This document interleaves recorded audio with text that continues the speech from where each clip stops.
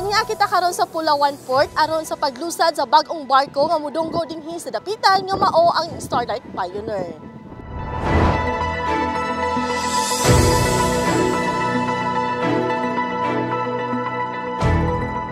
Personal nga gisugat ni Dapitan City Mayor Seth Frederick Bolit Halusos kauban sa mga personahis kagamahan ng lokal ug mga hepe sa nagadaiyang ahensya ring dakbayan, ang Starlight Pioneer ang pinakabag-o nga barko nga mobiyahe sa ruta nga Cebu-Dapitan, Dapitan-Cebu sa Pulawan-Dapitan Port.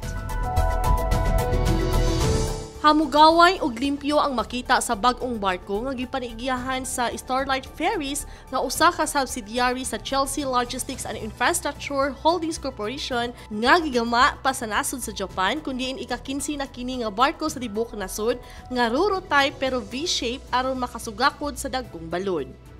Malipayon si Mayor Halusos nga adunay lain na usab nga barko ang modunggo gikan sa Visayas nga maoy timainhan nga milambo na ang level sa syudad. Kini mao ang sinugdan nga mas budaghan pa ang moabot nga mga barko kundiin makatabang kini sa natad sa turismo ilabi na nga daghang mga aktibidad nga ipahigayon karong tuiga.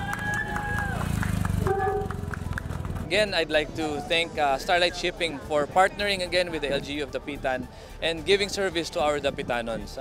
Like I said, we are open for visits and this is a sign, no, an additional sign na talagang nag-boom na gyud and murag progressive kaayo ang atong turismo dili lang sa probinsya pero sa dakbayan sa Dapitan. Again, maayong buntag kanatong tanan and I hope I see you personally kay ako mismo tig sakay sa atong mga ferries and I told si GM no that even I'll be riding my motorcycle and at least na tayo mga options no, additional options, alternatives nagikan from na very murag sakto yung oras no, from Cebu all the way to Dapitan and Dapitan all the way to Cebu. So I'll see you soon and I hope to see you sa atong voyage dinhi with Starlight Shipping. Thank you and may buntag kanako. Nasaksihan sa Dapitan City Information Division nga adunay nagkadaiyang akomodasyon kung asa komportable ang pasahero sama sa tourist seat, economy bed o reclining seat nga mokabat sa 460 ang kapasidad nga makasakay og 14 hangtod 20 kapin ka mga sakyanan ang makasulod. Adunay charging station sa mga gusto mag-charge sa mga cellphones o mga lamiang pagkaon sa canteen sa mga gusto mag-snacks o mukhaon.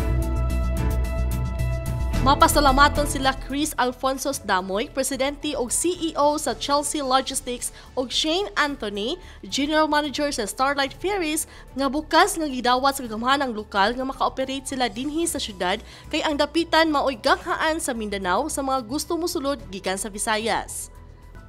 Ang schedule sa ilang biyahe gikan sa Cebu padulong sa dapitan matag Lunes, Huwebes, Biyernes ug Sabado sa may alas 9 sa gabii samtang gikan sa dapitan paingon sa Cebu matag Martes, Biyernes, Sabado ug Domingo sa alas 9 sa buntag. Sa labing ubos sa 900 pesos ang usa ka pasahero makabiyahe sa one-way trip. Ang kompleto nga mga detalye sa rates para sa mga pasahero o rolling cargos mahimong tan-awon sa Starlight Ferries website. Gikan sa City Information Division, gayam is alang sa Dapitan karon.